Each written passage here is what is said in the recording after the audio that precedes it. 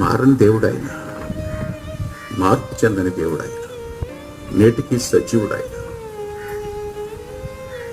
ఏలియాకు ఆహారం పెట్టడానికి ఏలియా అని దేవదూత వచ్చి తట్టి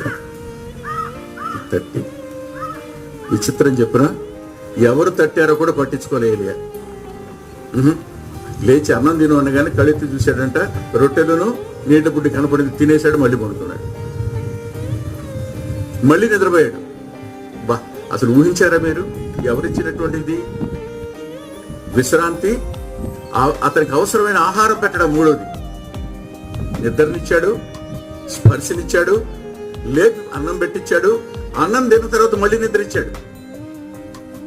ఎంతసేపు నిద్రపోయాడు, మళ్ళీ లేపాడు, మళ్ళీ తిన్నాడు.